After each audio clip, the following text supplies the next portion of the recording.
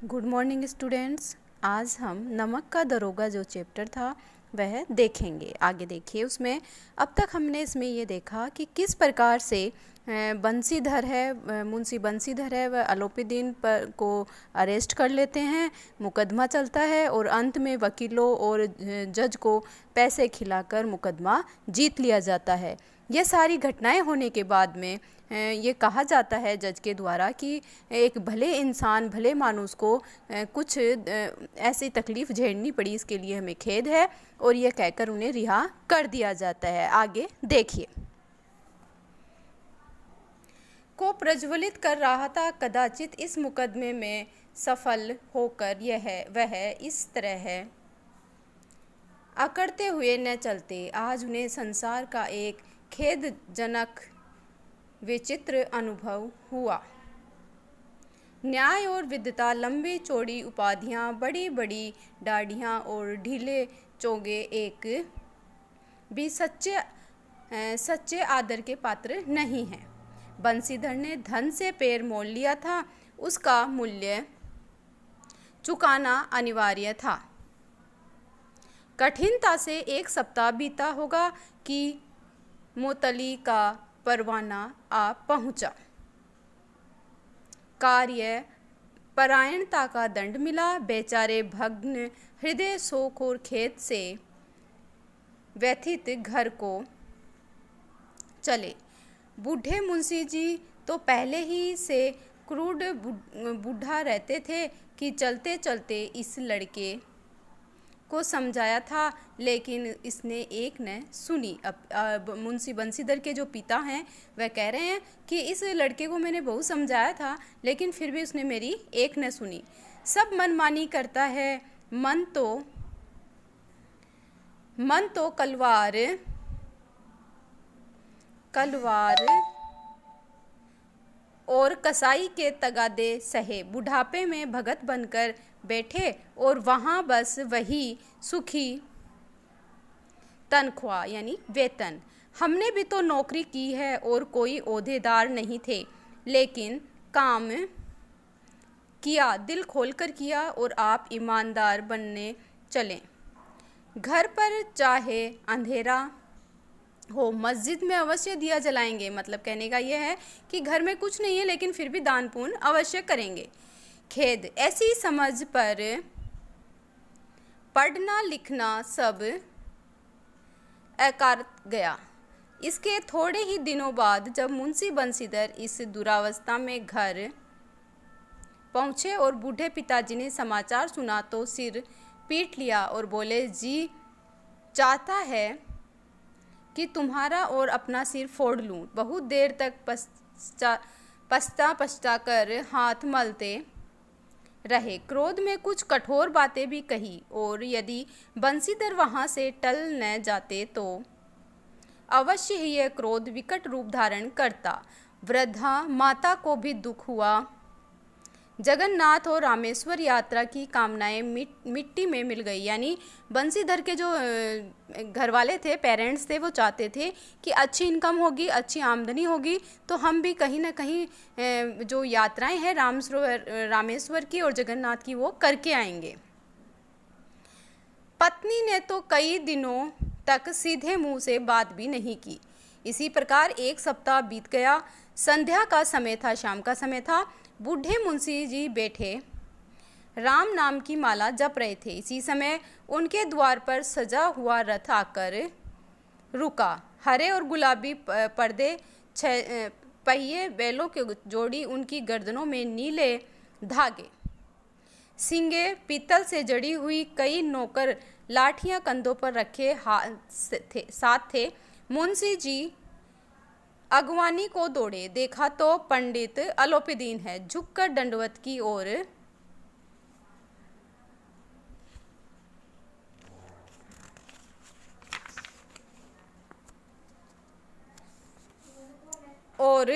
लल्लो चप्पो की बातें करने लगे। हमारा भाग्य उदय हुआ जो आपके चरण इस द्वार पर आए। आप हमारे पूज्य देवता हैं। आपको कौन सा मुंह दिखावे। मुंह में तो कालिक लगी हुई है। यानी मुंशी बंसीधर ने ऐसा काम कर दिया था इसलिए वो कह रहे हैं कि हम आपको कौन से मुंह से अपना मुंह दिखाएं, मुंह पे तो कालिक लगी हुई है, किंतु क्या करें, लड़का अभागा कपूत है, नहीं तो आपसे क्यों मुंह छिपाना पड़ता। ईश्वर निसंतान चाहे रखे पर ऐसी संतान न दे। आलोपीदीन ने कहा, नहीं भाई साहब, ऐसा न कहिए। मुंशी जी ने चकित होकर कहा, ऐसी संतान को और क्या कहूँ। आलोपीदीन ने वात्सल्यपूर्ण यानी प्रेम से स्वर में कहा, कुल तिलक और पुरुषों की कीर्ति उज्जवल करने वाले संसार में से कितने धर्मपरायण मनुष्य हैं जो धर्म पर अपना सब कुछ अर्पण कर देते हैं, यानी सब कुछ दे देते हैं। पंडित आलोपीदीन ने बंसीधर से कहा, दरोगा जी, इस खुशामद न समझिए, खुशामद करने के लिए मुझे इतना कष्ट उठाने की जरूरत न थी। उस रात को आपने अपने अधिकार बल से मुझे अपनी हिरासत में लिया था, किंतु आज मैं स्वेच्छा से आपकी हिरासत में हूँ।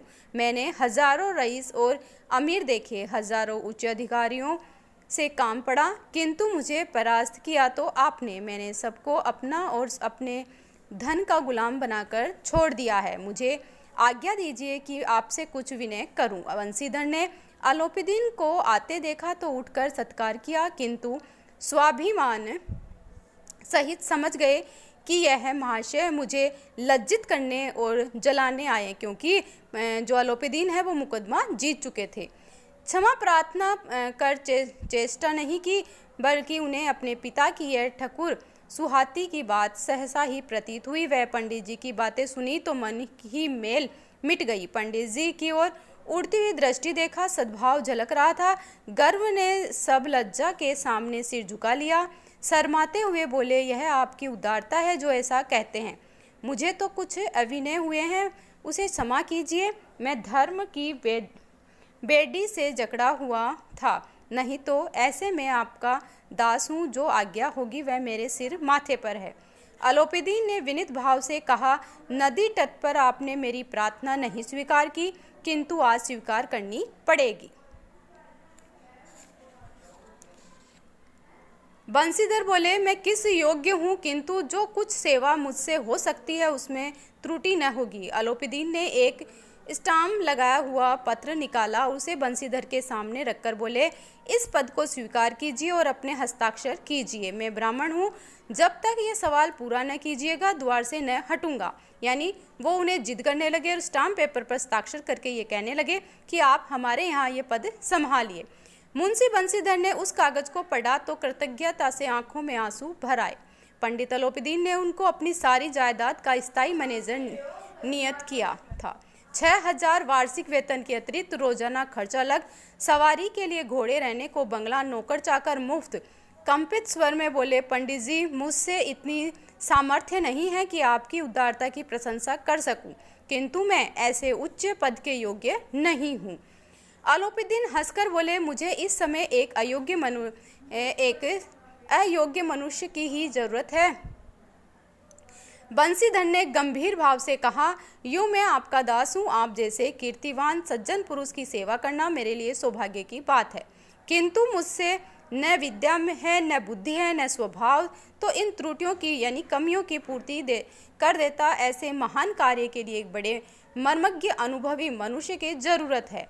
आलोपीदीन ने कमलदान से कलम निकाली और उसे बंसीधर के हाथ में देकर बोले, न मुझे विद्वान की चाह है, न अनुभव की, न मर्मज्ञता की, न कार्यकुशलता की। इन गुणों के महत्व का परिचय खूब पा चुका हूँ। अब सौभाग्य और सुअवसर ने मुझे ये मोती दे दिया है, इसके सामने योग्यता और विद्या की चमक फीकी पड़ जाती है। यह कलम लीजिए, अधिक सोच विचार न कीजिए, दस्तखत कर दीजिए। परमात्मा से यही प्रार्थना है कि वह आपको सदैव वही नदी के किनारे वाला बेमुरोवत, उद्दंड, कठोर परंतु धर्मनिष्ठ दरोगा बनाए रखे। यानी जो आलोपीदीन है वो उनके बंसीधर के कार्य से प्रसन्न हो जाते हैं और वहाँ उनके पास आते हैं और अपने यहाँ सभी संपत्ति, रहने के लिए बंगला और सभी खर्चा उठाकर उन्हें अच्छी मुँह मांगी कीमत देकर अपने यहाँ मैनेजर की पोस्ट देने के लिए तैयार हो जाते हैं।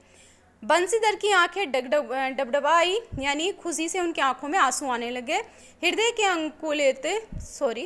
हृदय के संकुचित पात्र में इतना सहसा न समा सका। एक बार फिर पंडित जी की ओर भक्ति और श्रद्धा की दृष्टि से देखा और कांपते हुए हाथ से मैनेजरी के कागज पर हस्ताक्षर कर दिए। अलोपीदी ने प्रफुल्लित होकर उन्हें गले लगा लिया, यानी खुद से उन्हें गले लगा लिया। और ये देखा गया कि अंत में जब उन्होंने इतना उनके साथ किया, उन्हें रियासत में ले लिया गया। विजय फिर भी अलोपीदीन की हुई, लेकिन फिर भी उन्हें ये लगा कि कुछ न कुछ इनमें ऐसा है कि ये मेरे पद को प्राप्त कर सकते, और उन्होंने अपने यहाँ मैनेजर की पोस्ट उन्हें दे दी। इनके प्रश्न उत्तर हम कल नोट्स में देखेंगे। धन्यवाद।